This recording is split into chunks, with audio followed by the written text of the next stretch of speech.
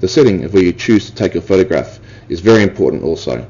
Try and avoid having poles behind people's heads or signs over their shoulders. This can be a distraction, it can look odd, and sometimes if you're looking at the subject, the person you're taking a photograph of, you don't even notice it. So always just take a moment to just look around the environment and see if there's anything that's in the background that you don't want. Try and choose a nice environment. Use natural light if possible. Natural light always results in a better image if you have it available. If the wind's blowing, face into the breeze so that the hair isn't blowing into the eyes. If it's sunny, try and avoid shooting into the sun. It's best if you're shooting with the sun behind you or the sun to the side. If you have strong sunlight in summer or in midday, then try and use natural light such as trees. Even under the shade of buildings can be good if there's an object nearby such as bright pavement to reflect light back onto the subject. That can create some very nice soft light. Poses are difficult sometimes. For some cosplayers it's a natural. They just strike a pose immediately. They know their character, they feel comfortable in front of the camera. It's not hard to direct them. But for other people it can be difficult.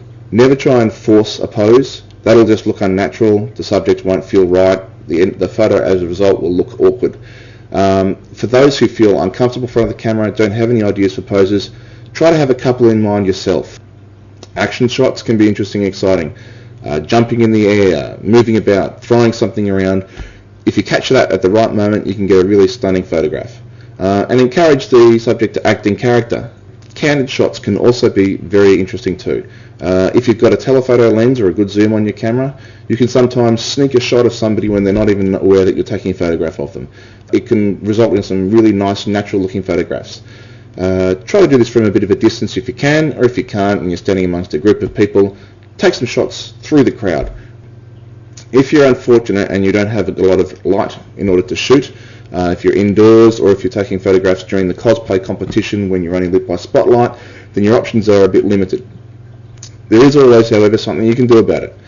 Most modern cameras have the ability to change the ISO setting, that is the sensitivity of the camera.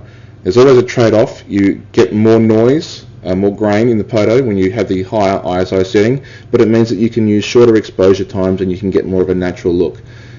If you have a long exposure time, then you're going to get motion blur, either from the subject moving or from you shaking with the camera. As such, it is often a good idea to set the shutter speed fairly fast. You can also use your flash.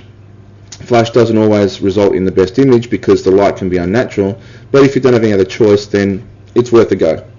Flash can be very useful in other situations. Aside from low light, you can use it in bright situations where there's high contrasting shadows, such as in the middle of the day.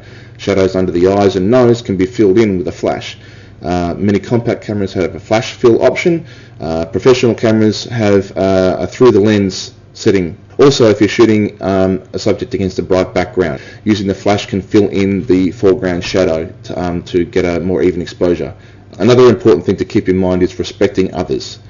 Many conventions are very crowded, especially if you're limited to indoors. Don't stand in the middle of a thoroughfare taking photographs. You'll tie up everyone trying to get through and people will get frustrated. Don't shoot in doorways for the same reason. If you have the option, try and take things outside with a natural light where there's more room for people to move around.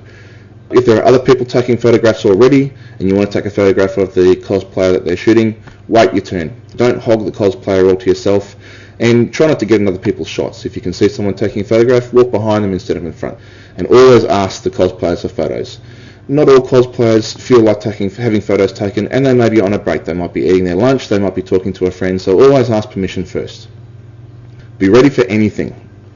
It's more luck than anything else, but if you always have your eye open, you never know what kind of interesting moment you might be able to catch. Somebody pulling a pose, a gust of wind, catching a costume, giving it a nice flare. Anything like that can happen even if you're not ready for it. But if you keep an eye open, you might be able to bring your camera up in time to snap a couple of quick shots to capture that moment, and you can often get a really spectacular photo as a result. And finally, we'll return back to the start again. I emphasize once more, respect those that you're taking photos of.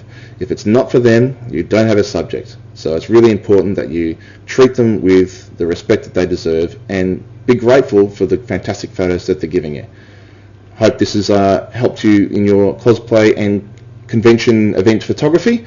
If you like my ideas, let me know in the comments. If you have any suggestions of your own, please do so and leave back in the comment as well.